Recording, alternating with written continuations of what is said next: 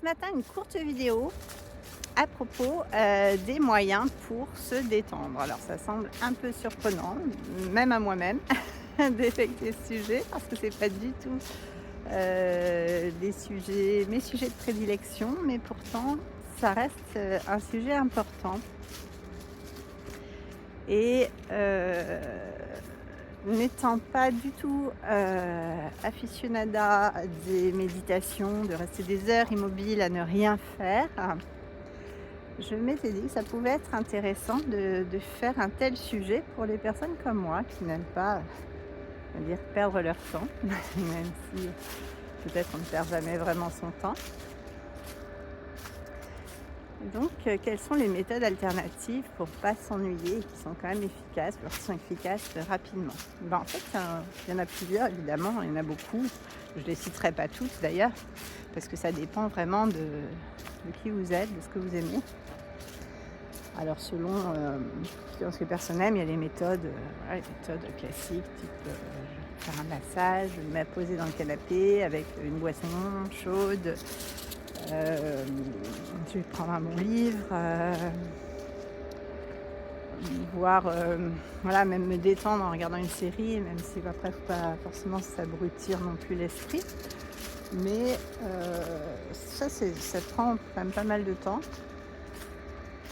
Si on a besoin d'un petit shoot de calme ou de relaxation, finalement ce qui est le plus simple, c'est la respiration.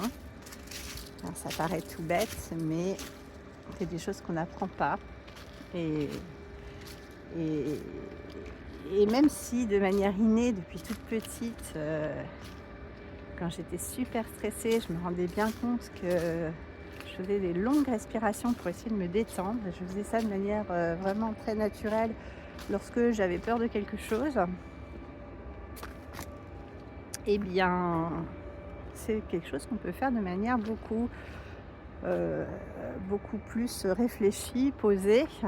Et donc, quand on a besoin d'un petit coup de détente, eh bien, ce qui fonctionne bien, c'est des expirations, je vais y arriver, lentes.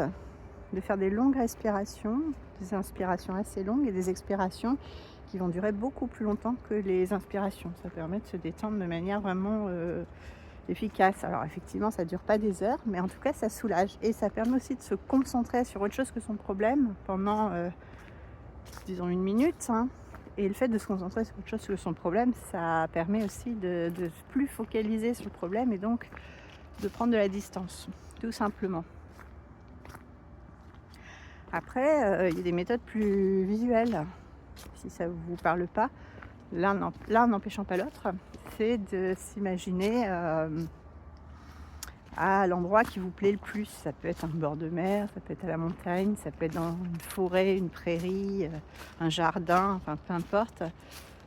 Vous choisissez l'endroit où vous vous sentez vraiment bien et vous vous imaginez là pendant quelques instants, et ça aussi, ça peut détendre. Pouvoir vous amener votre situation à cet endroit-là pour voir ce que ça change. Et ça va changer des choses.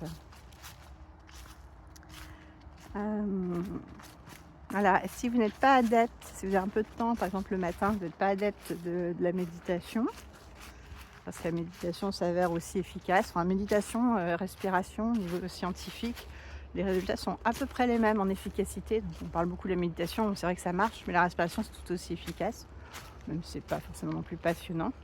Mais on peut faire autre chose en même temps, ça c'est l'avantage. Les méditations peuvent aussi être debout, là, même en marchant, comme moi maintenant, en étant très concentré, par exemple, sur tout ce qui est autour de soi, en regardant le paysage, les feuilles, les arbres, en écoutant tous les bruits autour de soi, en étant très concentré sur tout ce qu'il y a autour de soi. C'est des méditations tournées vers l'extérieur qui conviennent à certaines personnes. Et puis il y a des méditations tournées vers l'intérieur où là, on va plus les faire en position assise ou à l'intérieur chez soi, ou en tout cas de manière statique.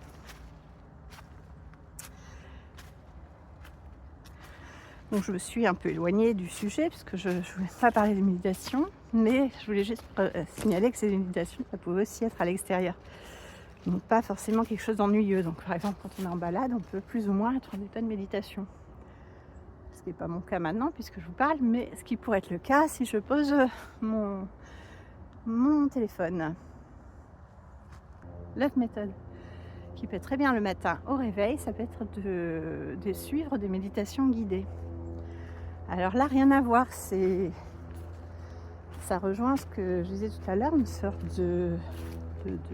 d'univers métaphorique où vous avez des méditations guidées qui vous emmènent dans des lieux que vous choisissez ou des lieux qui vous sont proposés. Et on vous raconte une sorte d'histoire.